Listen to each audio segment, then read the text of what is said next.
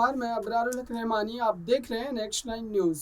देवेंद्र फडणवीस को लगातार महाराष्ट्र की राजनीति में पीछे धकेला जा रहा है और वो किसी और के द्वारा नहीं बल्कि खुद उनकी पार्टी भारतीय जनता पार्टी के द्वारा, क्योंकि जिस तरीके से उनको डिप्टी सीएम का पद दिया गया उसके बाद देवेंद्र फडणवीस लगातार नाराज चल ही रहे थे और इसी बीच मंत्रिमंडल विस्तार में भी उनको कहीं ना कहीं नज़रअंदाज किया जा रहा है और इसी वजह से अब देवेंद्र फडणवीस जो है वो पार्टी के खिलाफ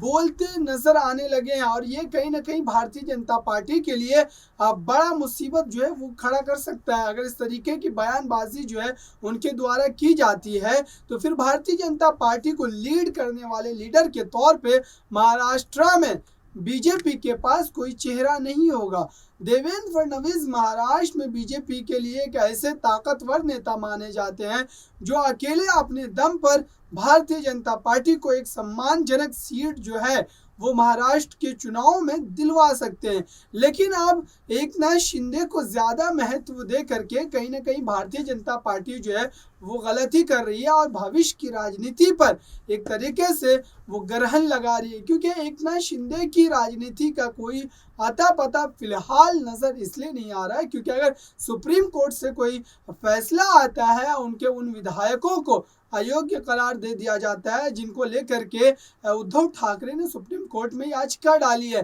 तो फिर एकनाथ शिंदे राजनीति में पिछड़ते हुए नजर आएंगे और भारतीय जनता पार्टी को फिर से एक बार देवेंद्र फडणवीस के पास गुहार लगानी पड़ेगी, क्योंकि देवेंद्र फडणवीस ऐसे नेता है जो महाराष्ट्र में बीजेपी के नस नस से वाकिफ है। 90 के दशक से लगातार देवेंद्र फडणवीस भारतीय जनता पार्टी से जुड़े हुए हैं और पार्टी के तमाम रणनीतियों को बेहतर तरीके से स्थापित करने की जो सलाहियत है वो उनके अंदर है और इसी सलाहियत के बलबूते आज वो महाराष्ट्र में इतने बड़े लीडर के तौर पर जाने जाते हैं। लेकिन मंत्रिमंडल विस्तार की बात करें, जिस तरीके से उनके तमाम बातों को दरकिनार किया जा रहा है, उनकी बातों को कहीं ना कहीं एक तरीके से अनदेखा किया जा रहा है और इस बात को लेकर के देवेंद्र फडणवीस अपनी नाराजगी जाहिर करते हुए देखे भी जा रहे हैं, लेकिन वो खुलकर के अभी इस बात को लेकर के कोई बयानबाजी नहीं कर रहे हैं